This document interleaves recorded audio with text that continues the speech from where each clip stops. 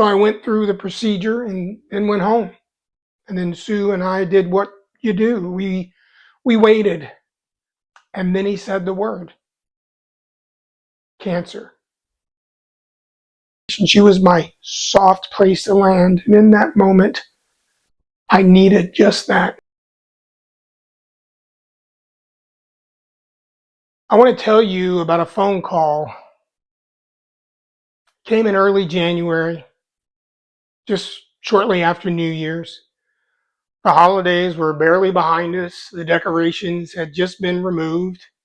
Life felt normal, routine, ordinary in all the ways you stop noticing until ordinary is gone.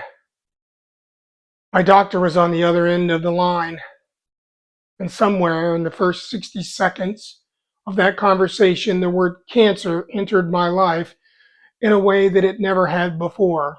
Not someone else's cancer, not a story that I had read or heard about secondhand.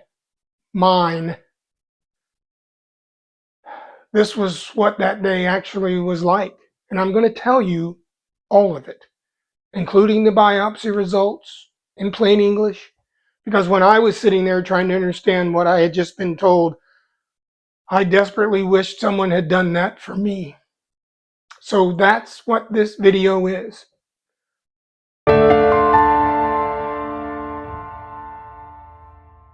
I want to back up a little because the call didn't come out of nowhere, even though it felt that way. So a few months earlier, I'd had a routine PSA. PSA stands for prostate-specific antigen. It's a test. It's a protein produced by the prostate gland. Elevated levels can be an early indicator of prostate cancer. It's a standard part of physical for men of my age, and I had done it before, and it wasn't something I thought necessarily much about. However, this time the number came back elevated. My doctor recommended a biopsy, which I'd never had one, and as you would imagine, it's exactly as uncomfortable as it sounds. But you do it because the alternative of not knowing is the part that still gets me when I think about it. The biopsy was a week after New Year's, so I went through the procedure and then went home. And then Sue and I did what you do. We waited. And underneath all of it, sitting quietly in the background of every single moment, was that question. Neither of us said out loud, what are the results going to say? That's a strange way to spend the start of a new year when it's full of hope and full of resolutions. Sue and I didn't talk about it much during those days, not because we were avoiding it, but because there was quite frankly nothing to say yet. We had no information. We just had the waiting. And a few days later, my doctor called. I was alone when my doctor called. Sue was resting in the other room. I was just going about my day and doing whatever unremarkable thing I was doing before my life divided itself into before and after. I remember seeing his name on my phone and feeling something shift slightly. I mean, look, doctors don't usually call direct. That's not how this typically works. You get a portal notification or a nurse maybe follows up. Someone schedules an appointment. When the doctor himself calls, you notice. I answered. He was calm, professional, kind in a way that people are kind when they're about to deliver hard news. He walked me through the biopsy results, what the pathology had shown, what the numbers meant, and then he said the word cancer. Not we're concerned it might be, not there's a possibility we need to explore. He said it plainly. Prostate cancer. Advanced. I remember the silence after he finished talking, not because he stopped speaking, but because whatever he said after that word, I'm not sure if I really fully heard.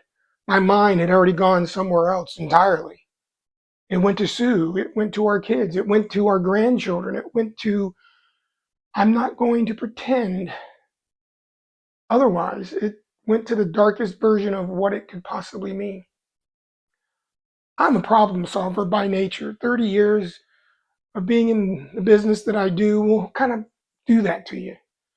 You hear a problem, you start building a response. But in that moment, sitting there alone with the phone in my hand, I didn't have a response. I just had the weight of what I was just been told sitting on my chest, feeling like something physical.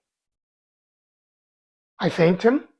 We talked about next steps, appointments, specialist, a surgical consult. I wrote things down. I was functional, present enough to take notes. And then I hung up and I sat there for, I don't know how long. It could have been 2 minutes. It could have been 2 hours. Time does something strange in moments like that. It loses its normal shape. And then Sue walked in the room. Now, before I tell you about the conversation with Sue, I want to walk you through exactly what was on that biopsy report, because I think that might be the most useful thing I can do in this video. When men get results like mine, they go home with a piece of paper full of medical terminology that nobody has the time to fully explain, that they Google every term, as I know I did. They end up on a clinical website written for oncologists, not patients, and then try to make sense of it alone, usually late at night, usually frightened. So here's what the report said in plain English. The diagnosis was ancinar endocarcinoma. I probably butchered that name, but that's the most common form of prostate cancer. The type in my case wasn't really the story. The story was the numbers behind it. They assign a Gleason score, and my Gleason score came back as a 4 plus 5, or otherwise a total of a 9. Here's what that means. Gleason scores generally measure how aggressive the cancer cells look under a microscope, how far they've drifted from what a normal healthy cell should look like. The scale is typically runs from 6 to 10. So as you can understand, a 9 is near the top of that range. And your doctor tells you that these cells are not behaving like slow moving early stage cancer. They are aggressive. They are determined, and they need to be addressed with urgency. My grade group was a 5 out of 5, and that is, again, the highest classification on a scale. Not a 3, not a 4, but a 5 out of 5. And when I understood that and what that meant, that my cancer had been graded at the most aggressive end of the spectrum, that's when the weight of the diagnosis really started to become fully real to me. 70% of the tissue of the biopsy core was fully involved. One core was submitted and one core came back positive, but 70%, it wasn't just one. There was 2 additional findings that the surgical team paid very close attention to. The first, something called a cybriform morphology. This describes a specific pattern in how the cancer cells are arranged.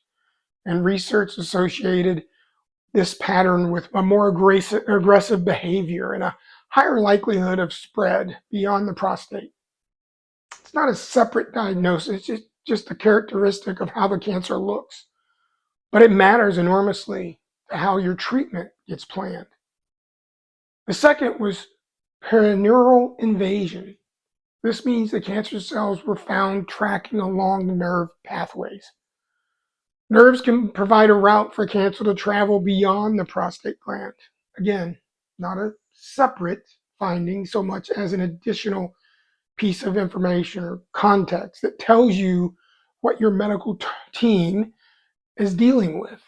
When you put all this together, the Gleason score, the grade group, all the other stuff, you have a picture of a cancer that is high risk and aggressive and not inclined to wait.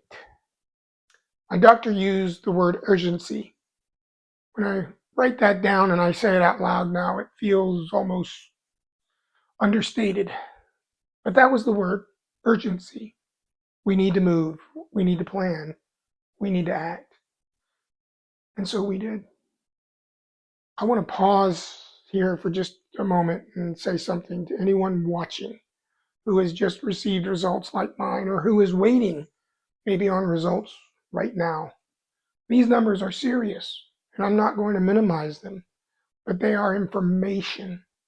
They are starting point, not the ending point of your story. Your medical team knows what to do with these numbers, and eventually so will you. So keep breathing, make the next appointment, keep watching, because I'm going to walk you through exactly what comes next. Now, as soon as Sue walked in, she knew something had happened. She knows me, and let's just say I don't have a very good poker face with her. So when she asked what was wrong, I asked her to take a seat because I had some news to share.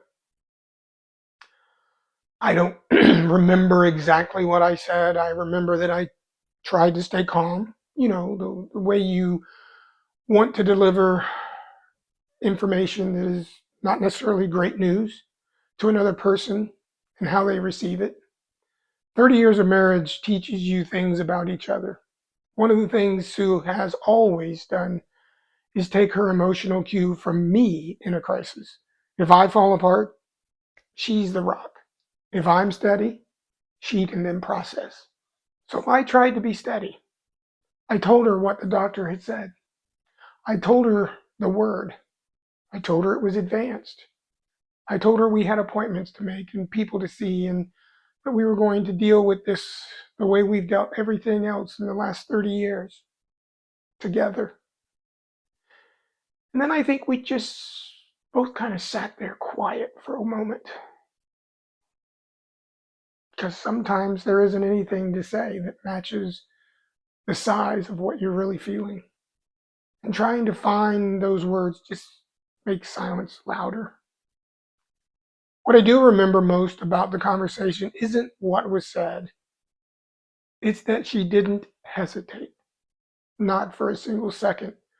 Whatever fear she felt, and I know she felt it, it didn't show up as hesitation. She was already moving toward the problem before we even finished the conversation. She was my soft place to land, and in that moment, I needed just that. But that was who she is. I was more grateful for her than I had words for. We decided early on that we were going to tell our family. That was our choice. Not everyone makes it in the same way, and I fully understand that, and I understand why. Some people need to process privately before opening up to family. We're not built that way. We've always faced things together as a family, and this wasn't going to be any different. So we called and we told them. Those conversations were hard, but necessary, full of raw emotions and tears. And ultimately, they brought us closer in ways that no one anticipated. I want to talk to you for a minute about fear, because I think there's a version of this kind of story where the person is telling it skips past the fear too quickly, where they get to the resolve and the forward motion and the gratitude without spending enough time talking about what the fear actually felt like. I'm not going to do that. Look, in those first few days after the call, my mind went to the worst case immediately and repeatedly. That's just the honest truth of it. I'm a measured person. I'm a planner, someone who deals with data and decision, fact based. But there is no amount of professional training or personal discipline that fully prepares you to hear the word cancer and not immediately go to the darkest room in your mind. I thought about dying. I thought about what that would mean for Sue, for Jessica, our daughter. for our grandchildren who are still so young. I thought about the motorhome and our plans and the routes we'd mapped and the places we'd never get to see. I thought about all the things I hadn't said to people that I loved because there always seemed to be more time. I sat with all of that. I didn't rush past it. I didn't try to logic myself out of it or find the silver lining my way to the other side. I let the fear be what it was. It was real. It was honest. It was legitimate. But it was proportionate to what I was facing. And then after a few days of that, something shifted. Not because the fear went away, because it clearly didn't, and it doesn't completely, ever, but because fear and forward motion can coexist. Because sitting still wasn't going to change those numbers on a biopsy report. Because I had a wife, I have a family, I have a life worth fighting for. And because somewhere in the back of my mind there was still a dream that wasn't ready to be given up on. If you're watching this because you just got a call like mine, or perhaps someone you know and love just did, I want to say something directly to you. What you're feeling right now is exactly what you should be feeling. The fear is real. The grief is real. The anger, and yeah, there's anger. If that's where you are, it's real. You don't have to pretend, perform, or try to be strong right now. You don't have to have a plan. You have the right to feel the way you do.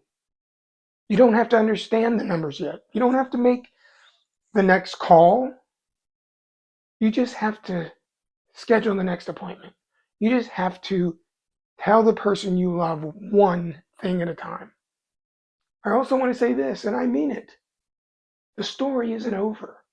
The diagnosis is not the conclusion. A biopsy result, even one that looks like mine, is not the last page of this story. It is a turn in the road. It's a significant turn, and I'm not minimizing that for a single second. But it is not the end of this journey. I don't know what the rest of my story looks like. I'm not going to pretend I do. But I do know that I'm still writing it. And I know that Sue is still beside me. And I know that whatever the road we end up on, even if it looks nothing like the one we had planned, we are still on a road. And if that is enough to keep me moving forward, that's my journey. If this video reached you at the right moment, if it said something you needed to hear, please share it. Not for the views, but because someone out there, somewhere, is sitting alone with a phone in their hand and a biopsy report in the other that they don't understand. And they need to know that they're not alone in this one. Subscribe if you haven't. Leave a comment below. Tell me where you are in your journey. I read every one. My name is Mike Jones, and this is Jonesing for the Journey. And so, the adventure continues.